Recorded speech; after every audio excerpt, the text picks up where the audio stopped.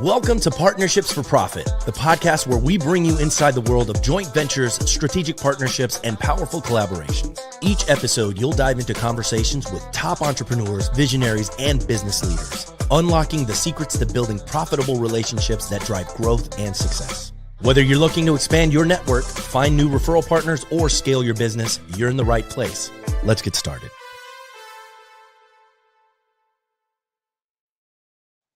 Welcome to Partnerships for Profit, presented by LeDuc Entertainment. Today, we are joined by Chris Guymon, the time freedom lawyer and the founder and principal attorney at the Conflict Resolution Center. Chris, welcome to the show. Yeah, thanks for having me. Excited to be here. Can you start out by telling us a little bit about yourself, a little bit about your role as the time freedom lawyer, and a little bit about your role at the Conflict Resolution Center? Yeah, Sounds like you wear a lot of hats, man. Yeah.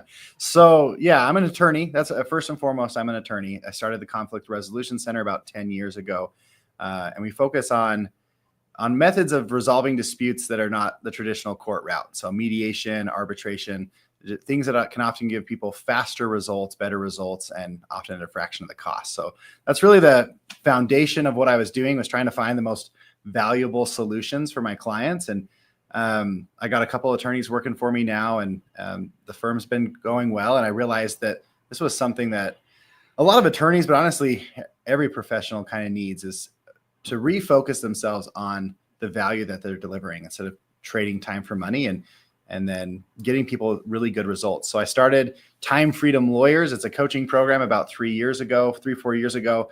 And then ever since, I've been helping not only the attorneys working for me, but attorneys across the country do the same thing. So when people come to you or come to the time freedom lawyer, right? And what are some of the pain points that they're experiencing in their business that you're helping them solve? What are some of the problems that they're facing? Yeah. So a big issue with attorneys, but if you're not an attorney, still listen, because this stuff applies across multiple industries. But we've gotten so accustomed to trading our time for money. And so, the attorneys literally bill by the hour, but employees are getting paid by the hour. A lot of people in this world are trading their time for money, which honestly, in my opinion, is one of the most unethical ways of billing, because it literally encourages us to be less efficient, less effective, to do a worse job because we get paid more. And so what happened, especially in the legal industry, we've seen this for so long that if you notice, like, lawyers make significantly less money than like doctors and dentists and people who we went to the exact same amount of school after college that all these other professionals did, and we often make about a third as much. And I truly believe a big part of it is because we've locked our time to money ratio. And so what happens is these attorneys are coming to me and they're working crazy hours. Some are working 60, 80 hours a week. And they're really not making that much money, especially when you take into consideration their student loans and all the things that they have to pay on top of that. So really, that's a big part of what I fix for them, is helping them understand why they're not making as much money as they could be. Law school teaches you nothing about business. And so they're often only getting paid for about 25% of the time they're working. But helping them realize that, see that, and then run the business side so that they can get paid for the work that they do, while also doing better work. The cool part is when you focus on the value, your clients end up getting better results, and it takes less time. So not only do you end up getting paid more, but your clients are happier because they get better results. Right. And the incentive is completely different, right? Yeah, exactly. Yeah. The best example I have of this is we have a mediation service in our law firm. Where people can come in, they can mediate with us. Instead of being the attorney, we're the mediator. So we don't represent either side. We're just helping both sides equally. But divorce is pretty simple. At the end of the day, all divorce is dividing the property in half, coming up with a schedule for the kids. Most people, you may not know the laws behind it, but with a little bit of guidance, most people can do that. The fee for this is $1,250 each, $2,500 total. Compared to the normal divorce, the average divorce in Utah is $19,800 each. Wow. I would say the average person spends between about $9,000 and $10,000, but our fee is $1,250. So we're like 5% the cost of what the average is. The average divorce takes 9 to 11 months, and our average of these hassle-free mediations is 2 weeks. So, and then they get to come up with the outcome. And which is often a much better outcome than there's that story in the Bible where the two moms are fighting over the baby and the judge says, cut the baby in half. That's kind of our legal system. They just cut things in half. So instead of getting something cut in half, they get to come up with it. Why I share this, though, is not only does the client pay 5% the cost, they get something done in 2 weeks instead of 9 months, and it's a better outcome than before. The attorneys that are doing this for me make twice as much per hour as they normally would as an attorney. So they're making more money. You're spending less money, 95% less. Everyone wins. And it really is by focusing on the value. And I'm curious, when you approach a mediation situation, is your strategy sort of a one-size-fits-all approach, or do you really have to custom tailor your strategy to the individual case and clients?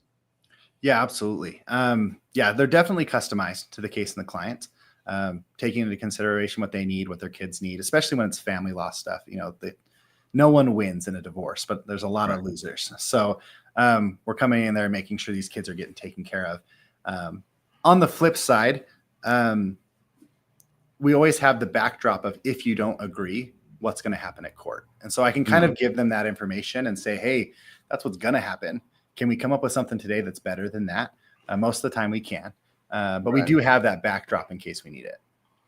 Well, can you tell us a little bit about, because I'm curious, what does that discovery phase look like when you're going in to learn about these people and, their unique situations? I mean, there has to be a pretty big, kind of transfer of information before you start building out the strategy, right? Yeah, there is. It's honestly pretty simple, though. Giving all my secrets away, but I love it. To be honest, I really just let them talk. I kind of give them an intro to what mediation is. And I say, hey, tell me what's most important to you. And they'll usually tell me about their kids and their stuff. And again, with divorce, it's mostly just dividing the property in half and coming up with the schedule for the kids. So we can get pretty complicated, right? Like, I just did a case that took 5 years and multiple businesses and all that kind of stuff. Obviously, that's a much more complicated situation. But for most people, they have a house, they have a little bit of retirement, have a bunch of debt. And so we're just kind of getting everything out on the table. I have a list of the most common assets and debts that people have to kind of trigger that information and get it from them. If they don't know the exact numbers, then we use percentages. If you don't know exactly what your house is worth, then you can each get half the equity, and then I'll show them how to get that number with appraisals and that kind of stuff. So it depends. Some people come really prepared. A lot of people don't. And so often my decrees are math equations and not exact numbers, but it works. What are some of the biggest challenges that your clients are facing when it comes to mediation? What are some of the big hurdles?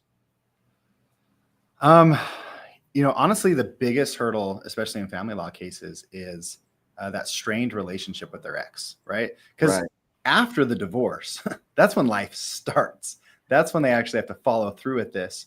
And you're about to co-parent with somebody that you didn't get along with enough that you wanted to sever your relationship with them, right? Right. And so, a lot of what I focus on in the mediation is how to set appropriate boundaries. My dad, all growing up, my dad would say, great fences make great neighbors. And I never quite understood that until I was a divorce attorney. I was like, what? He's right. Like, when you have the right boundaries in place and everybody knows what the expectations are, it's a lot easier for everyone to get along. I do the same thing with my clients, right? Like I have boundaries on when they can contact me, how much they have to pay, right? I'm very clear on the expectations. The cool part is when you do this, even people who hate each other, often with the right boundaries, start getting along. I have a ton of my clients who come back and say, we get along better now than we ever did when we were married. Like if we had these boundaries in place when we were married, we probably would be happily married, but they're so grateful for the boundaries. Right. And why is it, do you think, this might be, kind of an out there question or, kind of a silly question, but why do you think it is that the third party perspective on something provides such a good view to see the entirety of the situation?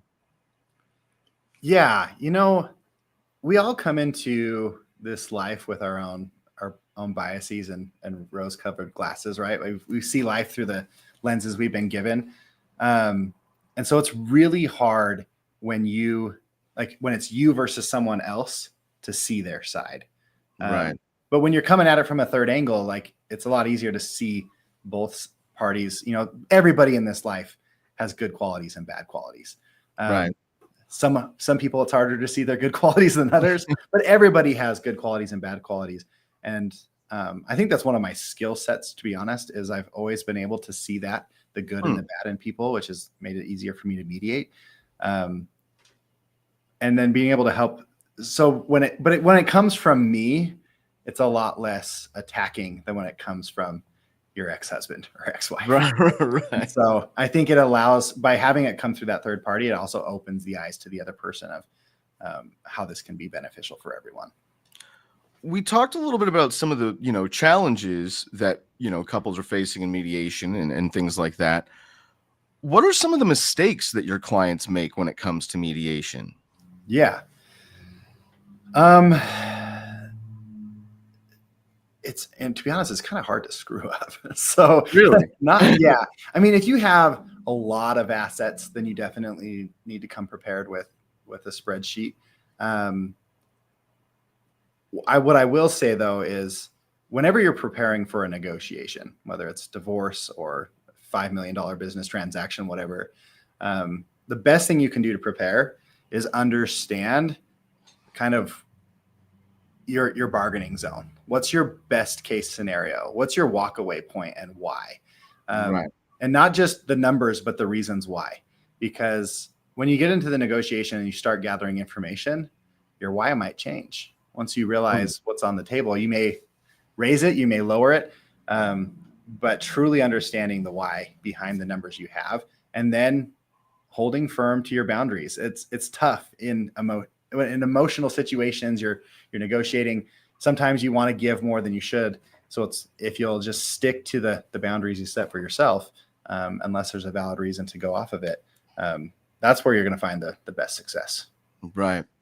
And I'm curious, do you ever find yourself in a situation where, one party during the mediation is just not willing to budge at all? There's just no concession at all. And when you do run into those situations, I mean, what's the strategy? How do you approach them? Yeah, absolutely. The only downside to mediation is it does require two reasonable parties that are willing to negotiate, and you can only do so much. I, as a mediator, right, if I'm helping someone that's stuck in the mud and not moving, especially if it's an unreasonable position, the only thing I really can do is help them see their options, help them understand, like, you have the right to not settle today. Everyone has the right to not settle today. But if you don't, this is what happens. You get to choose your actions. You don't get to choose your consequences. And so if you decide not to settle today, this case will proceed to trial. I mean, it just has to, or you stay married, which your ex is not going to be open to. So, especially if you're stuck in the mud, I guarantee your ex does not want to stay married to you. So, trial in and of itself is expensive. Here's the likely outcomes that are going to happen, but here's the cost. The average trial is over $50,000 in attorney's fees. So I say, if you want to be stuck in the mud today, you're on the hook for $50,000. Here's the kicker though. If you're the one being unreasonable and the judge thinks you're the unreasonable person, not only are you going to pay your attorney's fees, but you're going to pay theirs. Right. And so not only are you paying $50,000, you're paying $100,000. And most people will respond with, "Oh, I don't have that much money." Like, yeah, but you have equity in your home, and the judge knows that. Right. So they're just going to take the $100,000 out of your half of the equity. And and then all of a sudden they look at it and they're like, "Oh, so my ex is going to get the house for free and I'm going to get nothing?" I'm like, yeah, it really is. So that's the best thing you can do, is help people see their options, and then let them pick for themselves. Most people are self-serving. So if you can help them understand why something's beneficial for them, they'll pick it. That's the same for sales and anything, right? But really helping people understand their options so they can make educated decisions. So we actually just got, as you were speaking just then, we just got a live chat question from somebody watching. Okay. That says, "Hi, Chris. I heard you talk a bit about the 4-hour rule for attorneys on a different podcast. Yeah. Could you talk a bit about that?" You bet. You bet. This is awesome. I get to talk family law and business in the same podcast. This is the best interview I've done in a long time. So absolutely. So, and we kind of started this conversation because we were talking about like, how do you add value to your clients? And you can kind of see the thought process I do. I do this same analysis with attorneys and in any practice area, whether I've done this criminal law, immigration, personal injury over and over again, constantly trying to help people figure out the value they can provide to their clients as effectively as possible. So one of the other things I do for most attorneys though, is I'm trying to help them be cash flow positive, as hard as that sounds. But what I notice is, and Clio's kind of the go-to case management software for attorneys, and they by far have the most data. They do a report every single year that talks about how much money attorneys make. The average attorney, for every 8 hours they work, they only earn about 2.1 to 2.3 hours of money. So, they bill by the hour, right? So their hourly rate of $400 an hour, if they work 8 hours, they made $800, which effectively means instead of making $400 an hour, they made $100 an hour. Right. Still not bad, but not what they're looking for, right? And this is gross revenue. So that's before all the expenses get taken out. So when I first started coaching, my wife gets mad at me because I tell this story, and it's 100% a gimmick. I used to sell that I could double your income in 30 days, and people would jump on it like crazy. All I was doing was math. I knew at the time that Clio had said that the average was 1.9. So we have gotten a little bit more efficient over the last 4 or 5 years, but, and I know that 4 is twice as big as 1.9. So I would go into people's offices and I would make them work for 4 hours every single day. And the rule is they could only work on cases that had money in trust. And at the end of the 4 hours, they had to bill for the entire 4 hours. Well, if someone's already prepaid for a service and you bill for that service, you're very likely to get paid, effectively 100% collection rate, right? And not surprisingly, a month later, they would average 4 hours a day of income, and they would double their income in 30 days. It was a great gimmick. It was really fun. The best part about it, though, is I then realized that instead of just doing this gimmick and doubling people's money, there was something that needed to be learned here, that attorneys, they work a lot of hours most of the time on things that don't move cases forward and they don't get paid for. So now I still do the 4 hour rule with the same principle behind it. But I now teach it as you work for 4 hours a day as the CEO of your business. You're doing the marketing, the advertising, free consultations, anything that doesn't earn money, you do that for half the day. The other day you are wearing the attorney hat. And when you're wearing the attorney hat, you have to be making money. You are not allowed to work for free. If it's a free activity, you have to do it during the CEO time. So if you're working on a case that hasn't prepaid for the services, you're doing that during CEO time. You're not allowed to do that during your paid time. That rule in and of itself is probably the number one thing that helps people get to $10,000 a week. If you see my stuff online, you'll see I'm often advertising these 5-figure 4-day work weeks. So working 4 days a week and making roughly $5,000 or $10,000 a week. And that's the foundation of it. The foundation of it is getting paid for 4 hours a day. If you and a paralegal do that, most attorneys can make $10K a week gross revenue with less than 40 hours. And what inspired this 4 hour strategy? I mean, was it just trial and error to get there? Or, I mean, how did you figure that out and come to that conclusion? Yeah, it really was that Clio report of the 1.9 hours and me thinking, wow, I could double people's income. Long-term though, I started realizing that seems to be the right workload for attorneys. There's just, especially when you're the business owner, you've got marketing, you've got advertising, you've got employee stuff that you need to take care of. You've got consultations, you have all these things that you don't get paid for. If you try to bill for more than 4 hours a day, it's almost impossible to have a good work-life balance as an attorney, just because of all the other stuff. So like I said, it really did start off as a gimmick, but long-term it turned into this. If you want to have a balance of time, money, and energy, 4 hours is kind of the max. And as you set your financial goals, what will happen is people will realize like, okay, I need to do 10 of these billable events each week to hit my financial goal. And I only have time for 5 of them. I need to hire someone. And if you keep that constraint of the 4 hours as CEO, 4 hours as an attorney, it will tell you when you're ready to hire somebody and who to hire next, because you can't put that times on your calendar. So you have to go put it on someone else's calendar. So which of the two came first? I'm curious, the Time Freedom Lawyer or the Conflict Resolution Center? Oh, definitely the law firm. Yeah. The law firm came first. Okay. Mm-hmm. Yeah. So, started my law firm about 10 years ago.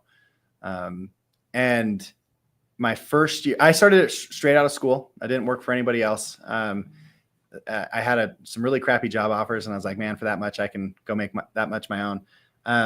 My first year, I grossed $78,000 and kept 14 of it.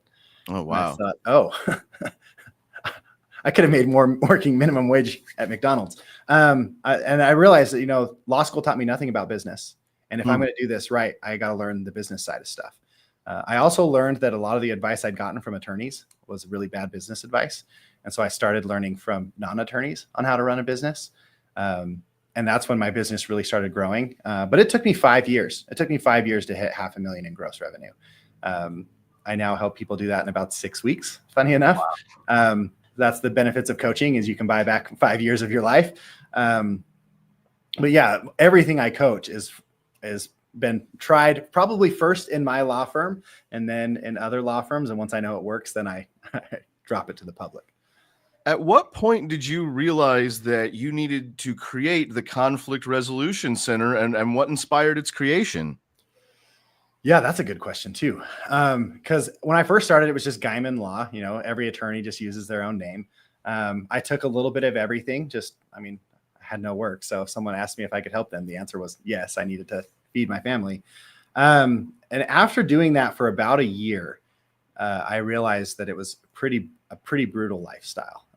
Frequently, I was getting calls on weekends. I will never forget, I was at one of my kids' birthday parties, and I'm on the phone talking to somebody about how to get parent time that weekend. And my wife's like, get off the phone. Like, your kid is trying to, needs your attention.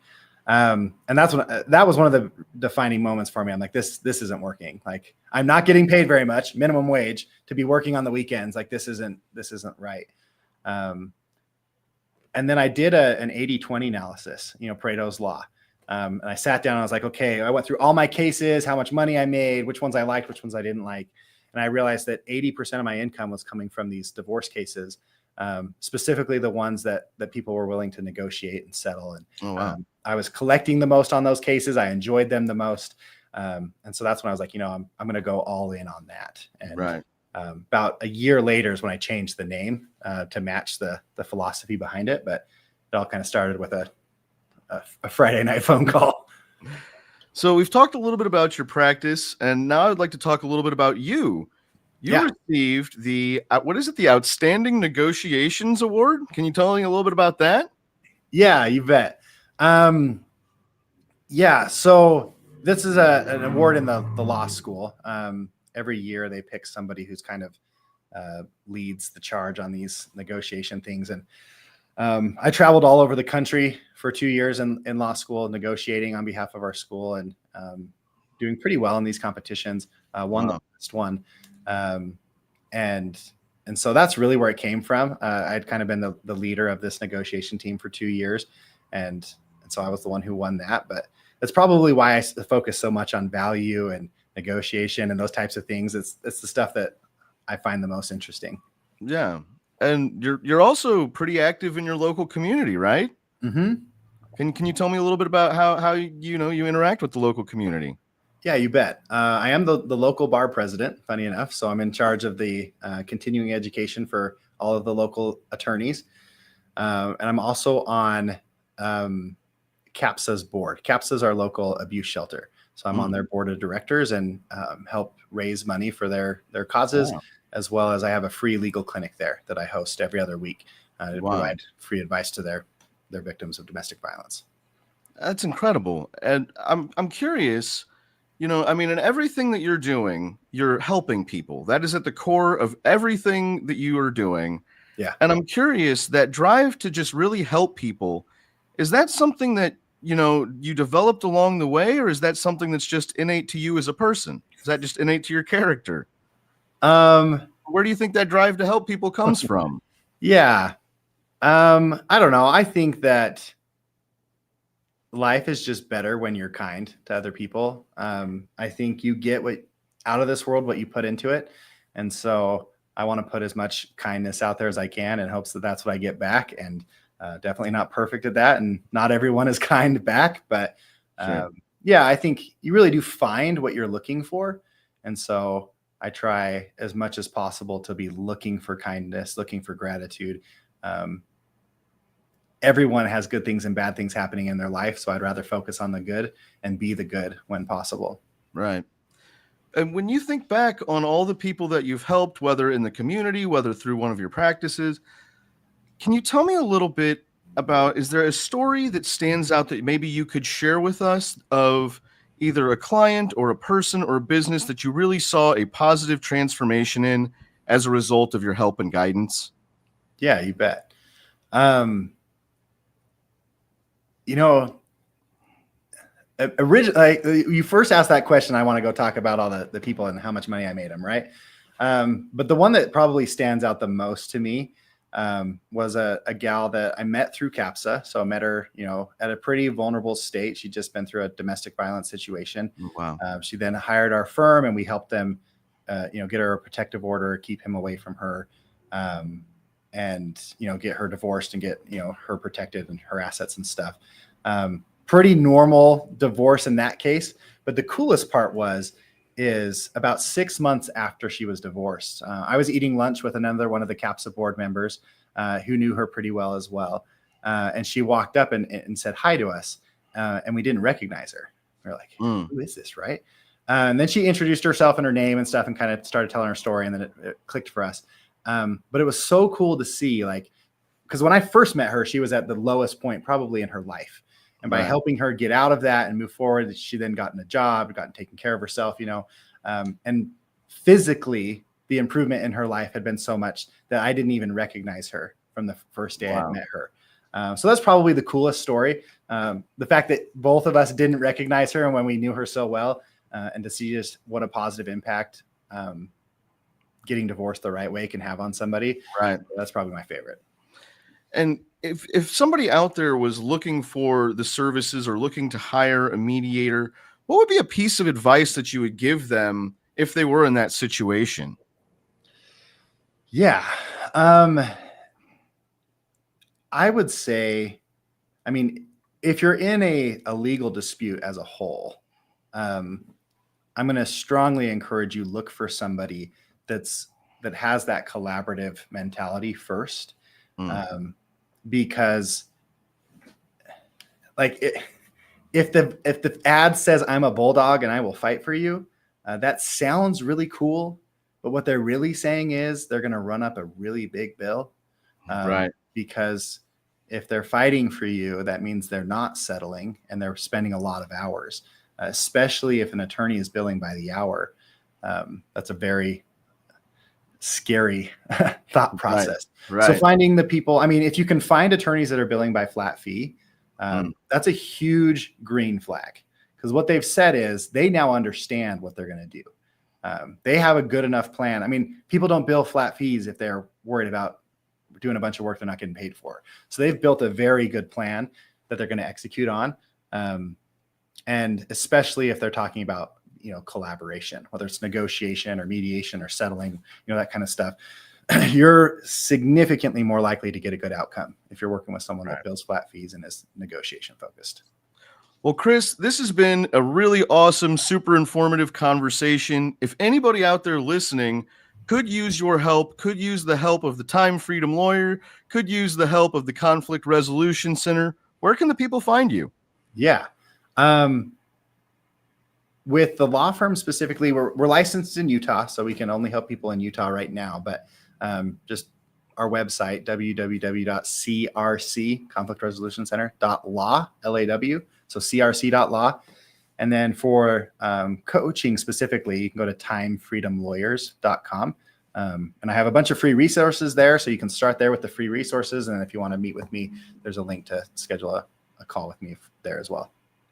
Well, Chris, thank you so much for coming on the show. This has been great. Yeah, thank you so much. I really enjoy being here. And thank you, everyone, for listening. This has been Partnerships for Profit, presented by LeDuc Entertainment. Chris, thank you again. Thank you.